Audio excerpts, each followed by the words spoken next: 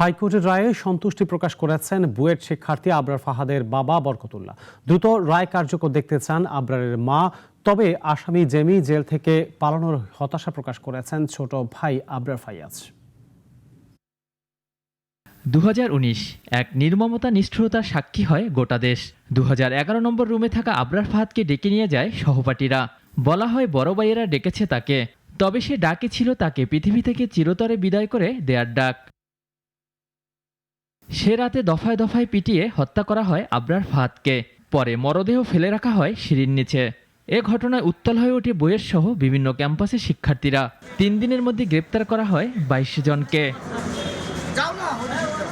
সে ঘটনায় 2021 সালের 8 ডিসেম্বর ঢাকার দ্রুত বিচার ট্রাইব্যুনাল 20 জনকে মৃত্যুদণ্ড এবং 5 জনকে যাবজ্জীবন কারাদণ্ড দেন। এরপর মৃত্যুদণ্ড অনুমোদনের জন্য আসে হাইকোর্টে। রোববার নিম্ন আদালতের পুরো রায় বহাল রাখেন হাইকোর্ট।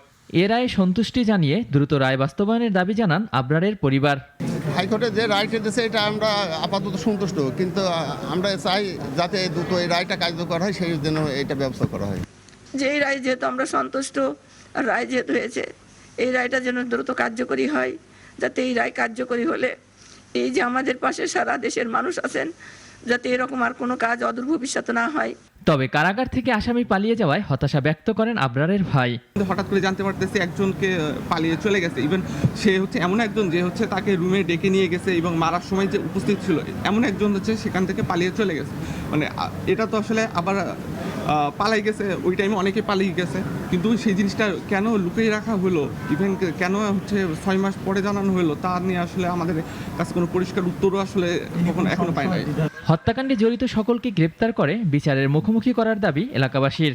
25 জন এই হত্যাকাণ্ডের সাথে জড়িত, তারা যেন সর্বোচ্চ শাস্তি পায়, আর এর সাথে আরও কারা জড়িত আছে সেটা যেন খুঁজে বের করা হয়।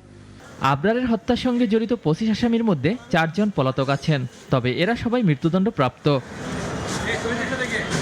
ওয়ালিউল রনি, নাগরিক, ঢাকা।